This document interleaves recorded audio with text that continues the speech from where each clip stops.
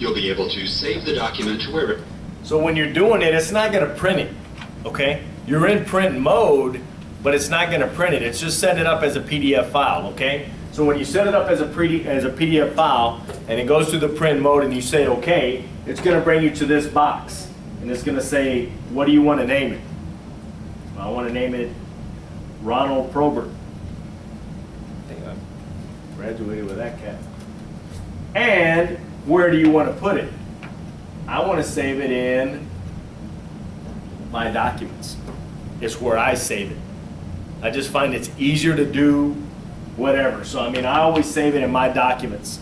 And you're going to know that it's a PDF file because it comes up just like that in a little red, I don't know what the A is for, or a little... Oh, Adobe Acrobat. Adobe Acrobat. So that's what it's for. That's what I just said. All right? Wherever you want. The PDF format is inherently richer than an ASCII. You notice the text box and italics and bold print all show up. And it's quite easy to create. All you have to do is go to the print dialog and use the setup button to select Qt PDF instead of your normal paper printer. And really, guys, I'm going to show you right now. So you go to Alt-O, Setup, boom, it's right there. Okay? So all you do is go to Setup, boom. Remember about the properties thing too that I told you about the fast, like fast draft? Always do the fast draft. Okay? Don't ever really do the regular, and you'll see why. The first time you do regular, you'll see why. It's printing about a page every 3 minutes. So you'll know.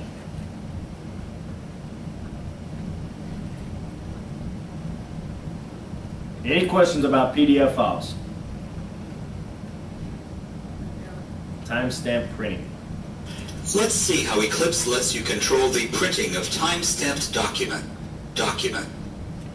Timestamps come from real-time translation using any steno machine, as well as non-real-time writing on some steno writers with internal time stamping. When you're ready to print, just put a check in the box next to time codes. See what it's saying right there? And we covered that too. I don't remember if y'all really remember, okay? So what it's going to do is it's going to put these little time codes on there. So your machine is keeping track, should be keeping track of these things, all right? But if you wanted to print with time codes, you can, okay? And Eclipse will use your user settings to print a time-stamped document. This gear icon opens the part of my user settings where I can set up time codes. Here's the button to select the time printing font, and where I indicated that I want to show hours, minutes, and seconds. You also need to indicate how often you want time codes to appear. So you can set up all this stuff. You can do it on every line, the beginning of the selected paragraph types, every line selected paragraph types, every 5 lines, or just every page. So I mean, you can mess. I mean, usually like in a deposition, I think it's this. I think it's every line. So I'm gonna have a reporter probably come talk to us when it's coming up on those days when we get into the talking about really doing it with the machine and stuff and whatever. Okay. You may want only a few time codes per page, or at the beginning of paragraphs, or on every line within paragraphs. 2 of these time printing choices expect you to select specific paragraph types. So if I only want these paragraphs to show timestamps, I would go to the advanced settings for each of these paragraphs and put a check in the box next to time coded. You see what it's telling you right there? So if you go in there, I'm going to back it up just a bit. To show timestamps. So if you go in there and say you want it on every question, then you highlight question, come to advance, and then it's going to open up that box, and then you push the one with time codes. But if you want it on every question answer, or if you want it on every speaker paragraph, every byline, You have to go into each one individually and do it. Okay? Yeah. Okay. That's a lot of work. Yeah. There isn't Yeah. like just one. Or default if you button want it on saving every it line, you can do the every line. But if you just want it on certain things, say you just want it on the question answers and the bylines, then you need to do the question answer and then the byline. And the person you go to work for will tell you. So you set it up in your master, and then after you set it up in your master, you won't have to do it again. So you don't have to do it for every job. Okay? Apps. I would go to the advanced settings for each of these paragraphs and put a check in the box next to time-coded. And these settings could be copied to the master format so that they're remembered for all future documents. See? So like when you change something on a job, and you're like, you know what, I want this in my master, that's kind of how you do it.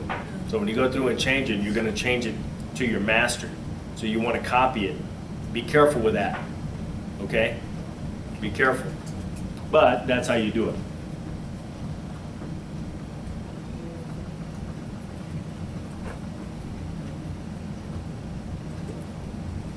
Multi-page printing is available from within Total Eclipse. Let's see how it works. Multi-page printing is selected by simply going to the Print dialog and clicking on the arrow next to Full Size and changing to Multi-page. Eclipse will use your multi-page options, and of course you can have time codes included. Then it's just a matter of pressing OK to begin. Let's take... You see what it's doing? So they kind of call these condensed transcripts, okay? So say a guy's traveling and you just took a 280-page deposition. And this guy's like, look, I'm flying up to New York to take some other depositions on the same case. I need this thing done, whatever. Print me a condensed. I want a condensed version of it. Okay. A little hard to read, but they can, you know, and they can do it. So whatever. But that's how you would do it. And he just wants to go over it, you know, skim through some stuff, make sure certain things were there. He may not read the whole thing. But he's like, you know what? I want it condensed with the transcript. So he's going to get both. Well, you get charged for both. So you kind of make a little extra money, so you don't care. And it doesn't do, you don't have to do any extra work other than in the print mode. Okay? To look at some of the multi-page options. This first example imitates the appearance of the full-size original, so the headers and footers are not omitted, and the original text box is being used. Page order left to right. You see what it's telling you? So you can omit the headers and footers if you want to. Check that. But if you don't, and he wants the full transcript page, then you just leave it unchecked, and it's going to print with the headers and the footers on the page. And the page order and borders using original. So everything's still original. Page 1 on the left, then page 2 on the right, then going down to the lower left. So when they ask for a condensed, you know, you need to ask them, you know, you want just a 2? And sometimes, and it's a little bit easier when you just have the 2. But he may want the 4, you know. On a 280-page document, that's going to cut it down a lot. So to about what, 70 pages, 70-ish, whatever. So, you know, from 280. So this second example takes just the opposite approach. There is no text box, and the headers and footers are omitted. Instead, special headers and footers appear on the multi-page printout. Page order top to bottom means page 1 and 2 on the left, then page 3 and 4 on the right. See what it's telling you there? So Right there? Go back and just do that last. Special headers and footers appear on the multi-page printout. Page order top to bottom means page 1 and 2 on the left, then page 3 and 4 on the right. See what it's saying? Thank you. In this third example, a cross serves as a border to separate the 4 pages on the sheet. And here's a fourth example in which each page on the sheet will appear in a box with no gap between the edges of the boxes. Finally, a fifth example. This one is great for proofreading. It's 2 per page, printed sideways. So for this arrangement, you'll need to check your printer's setup and select Landscape Orientation. Still, the text will appear larger, but you're only taking up half as much paper to print out your document. 5 examples, but just a small glimpse of the versatility of the multi-page features that are built into Total Eclipse. Got it? Pretty easy. Do you ever print out multi-page? You don't print, right? Do you print? I do. I print to proofread. To proofread. I print to proofread, but I don't need 2 pages on one. I want to see what the document's going to look like as they're going to get it. Okay, so I print it every page. Okay, and it makes it a little bit easier to proofread when it's actual size. Let's see how to print a Word index with Total Eclipse. Eclipse. At the Print dialog, I'll click on the arrow next to full-sized, and you'll see that you have the option of printing just a Word index or printing a Word index at the end of either your full-sized document or a multi-page version of your document. I'll select multi-index at the end of either your, and you'll see that you have the option of printing just a Word index or printing a Word index at the end row next to full-sized, and you'll see that you have the option of printing just a Word index or printing a Word index at the end of either your full-sized document or a multi-page version of your document. I'll select multi-page with index, and now take a look at some of the options that are available. If you want to use special headers or footers for the Word index, here is where you would set that up. Consult the manual or the help text for a list of the symbols that can be used for automatically inserting sheet. I have no idea why you would do this. I really don't. And if you go to work for somebody that wants you to do it, they're going to tell you how to do it. Right. Okay? And why you're going to need it. I don't know. You know, and some attorneys might say, you know what, every time Mr. McLovin, his name came up, I want to know. And you can kind of do it. And they'll say McLovin and when it came up, what page it came up, and this is what they're talking about. Numbers, times, and dates, or for using header or footer information from the full-size document, but in a different arrangement for the Word index pages. Here's how the Word index threshold works. The default setting is 1. That means that any word that appears on every page of your transcript will not be placed in the Word index because it's just too common. If you change the setting to 0, then all words will be indexed. If you change it to 2, then any word that appears on every other page of your transcript will be automatically considered too common to place in the Word index. Did I get that? I'm going to back it up. Okay. The full-size document, but in a different arrangement for the Word index pages. Here's how the Word index threshold works. The default setting is 1.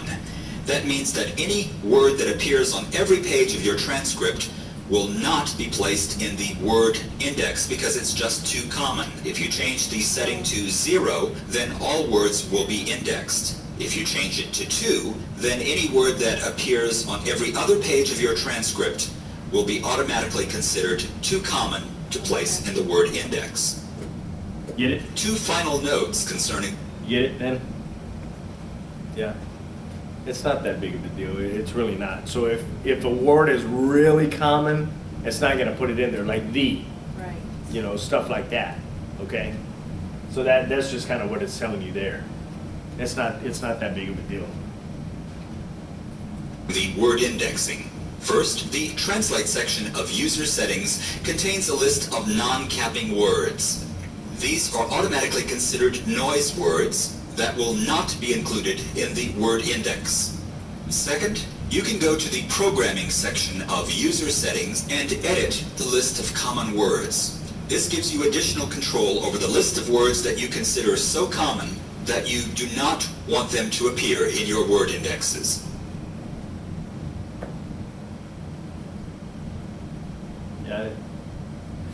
not splitting the atom, guys, but I mean, you know, it's really not that big of a deal. You know, the next time I do that will be the first time I do it. No one's ever asked for Why would it. you really want to do that? You know, and like if you that's- may get an attorney that wants every time that McLovin was used, and say they spoke about McLovin on 67 pages of a 200-page, and he wants it every time. I don't know. Like I said, the next time I do it will be the first time I do it. So I've never had anybody ask me for it.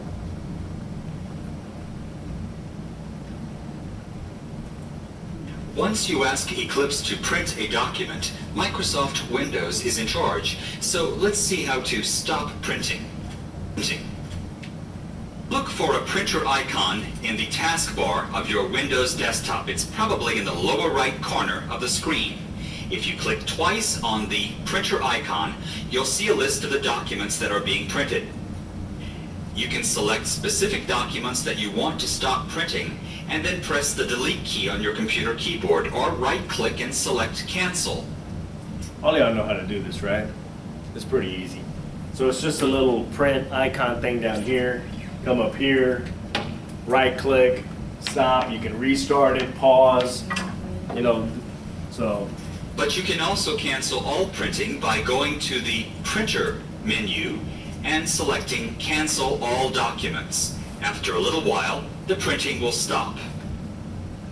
And what we've shown you here applies to other Windows programs as well, not just Eclipse. Got it? Yes. Yes. Creating an ASCII file. Let's see how to produce ASCII files. Once your document is open, there are several ways to begin ASCII creation. If you're a mouse lover, you can click on a toolbar icon. You can also open the production menu and select Output to ASCII. If you'd like to avoid the menus entirely, there's this Shift-Alt-O.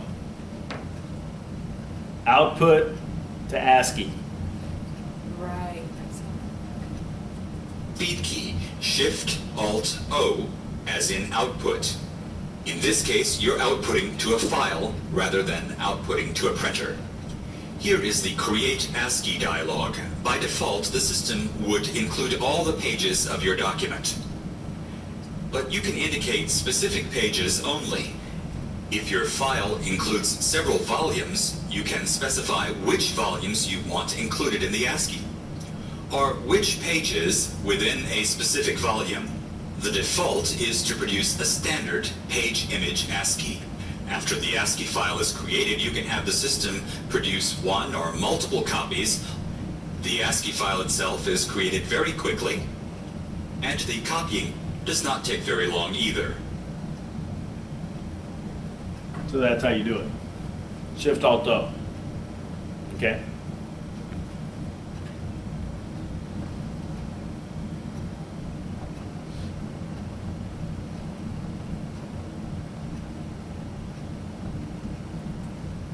Let's examine a few of the options for ASCII file creation. The default is to produce a standard page image ASCII. But there are presets that modify the options to meet the requirements of particular litigation support programs. For instance, you would select Case View to provide a final transcript that a Case View user could synchronize with notes taken during real-time proceedings. You can also add a style preset that remembers options that you use frequently.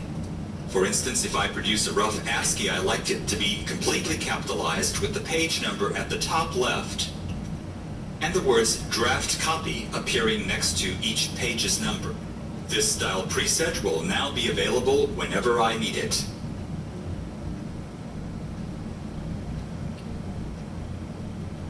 Yeah? Not super hard stuff, but I don't have a whole lot of people asking me for ASCIIs either. They probably will. like a scope. Do you use a scopist or No. no? But a This scope, is- Would you use an ASCII file with Scopist? No, PDF? no. You're gonna send them the regular file. So if they're gonna be working on it, you want them to have the regular file Okay. because it's a working file. The PDF, you can't work in it. You can't modify a PDF file, okay? Pay attention to this, guys. This is important stuff, File Manager. Let's see how to use the Eclipse File Manager. If you're a mouse lover, you can click on an icon of the toolbar. You can also open the Tools menu and select File Manager. Control F, write that down. Control F for File Manager. There's also a speed key, Control F. The Eclipse File Manager includes a button which is a gateway to Windows Explorer. However, you probably won't need to use it very often. The first purpose of the File Manager is to make many Explorer functions more easily accessible. So you can do a lot of stuff in this File Manager. You can copy stuff, you can move things, rename it, delete it, back it up, restore it, open it, print it, make an ASCII from it. There's a lot of things that you can do. And then, you know, it has other settings right here that you can look into, okay?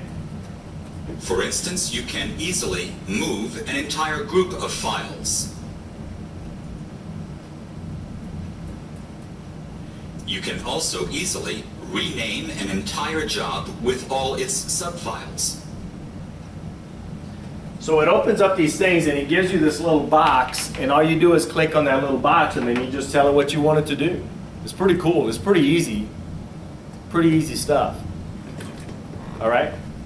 When you delete the dictionary that goes with the file, does it automatically delete the file too, or does it just delete the dictionary associated with that job? If it has this stuff in here, it's going to delete everything in here. So be Okay. careful. So you can't just delete the dictionary because they kind of like go together, the document and the dictionary, they go together? Most of the time, yes. So you can't They're gonna go divorce them, in together. other words? Huh? They can't be divorced, in other words? I was just I trying don't, to I don't follow know. there. I don't think that they, one, I don't think that you want them to. Okay. Divorce No, I'm is just bad. saying right now to clean up. But files. sometimes you just want to get separated. Maybe you live in a different household. I don't know.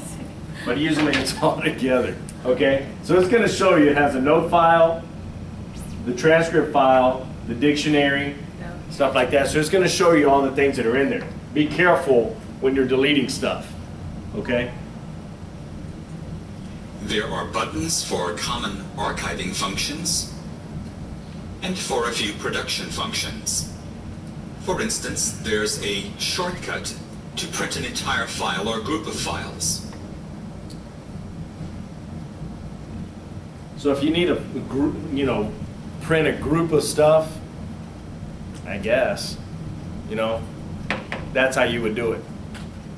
You know, maybe you had 6 volumes to this one thing. All you need to do is go in there, check those volumes, push print, and it's going to print all 6 volumes. Pretty cool. Wow. What was that icon? Huh? It's, like if you, Was that Pac-Man? What were you it doing? was, yeah, it was like an alligator mouth or something. Let's On see this. how to use for common archiving functions. The one next to the transcript. And for a left of few- the transcript icon.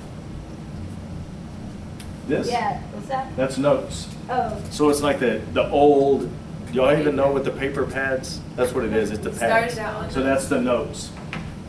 Y'all did? It started out with paper? Yeah. Some of the students are Yeah. using paper. So that's what it is. It's supposed to be that little paper stack and it's lifting the first one up. So it's not the Pac-Man thing, whatever.